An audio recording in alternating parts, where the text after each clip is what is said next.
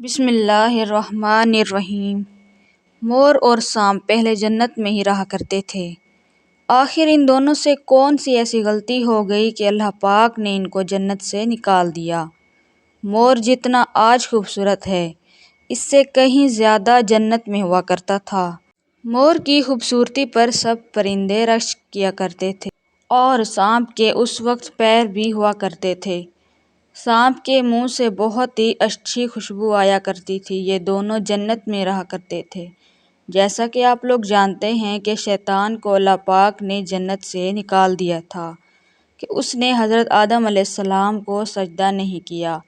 جب اللہ تعالیٰ نے حضرت آدم علیہ السلام اور اماں حوا کو پیدا فرمایا، ان کو جنت میں ہی رہنے دیا اور جنت کی ہر نعمت عطا فرمائی۔ اللہ پاک نے فرمایا کہ تم دونوں جنت میں جہاں بھی جاؤ، گھومو پھرو، کھاؤ پیو، لیکن خبردار اس درخت کے پاس نہیں جانا اور نہ ہی اس درخت کا پھل کھانا۔ اگر تم دونوں نے ایسا کیا تو ظالموں میں ہو جاؤ گے۔ سانپ اور مور بھی اس وقت جنت میں رہا کرتے اور جنت سے باہر آیا جایا کرتے تھے۔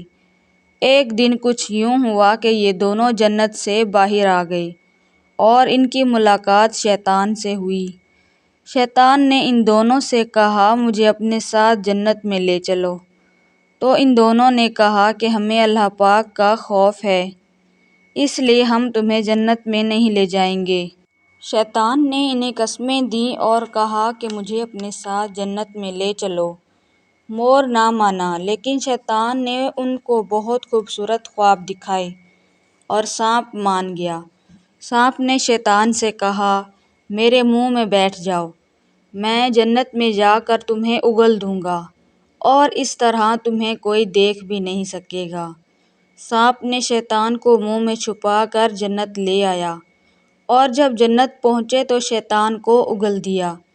اس طرح شیطان دوبارہ جنت میں آنے جانے کو کامیاب ہو گیا۔ جنت میں آنے کے بعد شیطان نے حضرت آدم علیہ السلام اور اماں حوا سے ملاقات کی اور ان سے کہا کہ میں تمہارا خیر خواہ ہوں اور ابھی تک تم لوگوں نے اس درخت سے پھل کیوں نہیں کھایا؟ حضرت آدم علیہ السلام اور اماں حوا شیطان کو کہنے لگے کہ اللہ پاک نے ہمیں اس درخت کے قریب جانے سے منع فرمایا ہے اور اس کا پھل بھی ہم نہیں کھا سکتے۔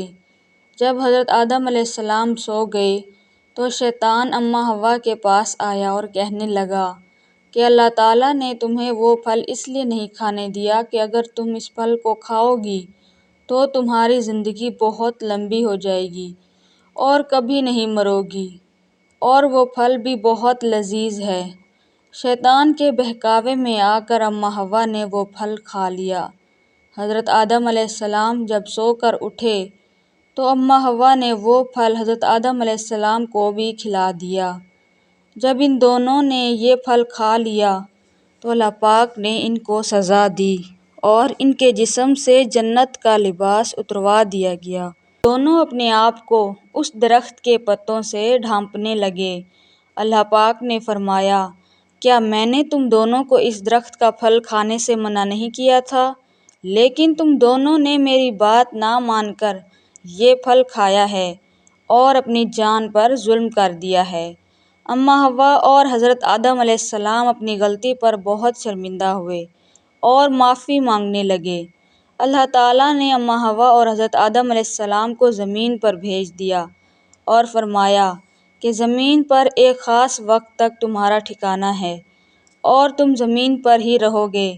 اللہ پاک نے مور کو بھی سزا دی کیونکہ یہ سانپ کے ساتھ مل کر شیطان کو جنت میں لے آیا تھا۔ اللہ تعالیٰ نے مور کے پیروں کو بدصورت بنا دیا اور سانپ کے منہ سے خوشبو چھین لی اور اس کے منہ میں زہر بھر دیا۔ سانپ کے پیر بھی لے لیے اور ان کو زمین میں بھیج دیا اور ان کی سزا یہ تھی کہ اب یہ بھی زمین پر ہی رہیں گے۔ تو ناظرین کرام، یہ تھی آج کی ویڈیو۔ امید ہے آپ کو ہماری ویڈیو اچھی لگی ہوگی۔ لائک، کامنٹ، شیئر کر دیجیے گا اور چینل کو بھی ضرور سبسکرائب کر لیجیے تاکہ ہماری ہر ویڈیو آپ کو وقت پر مل سکے۔ اللہ حافظ۔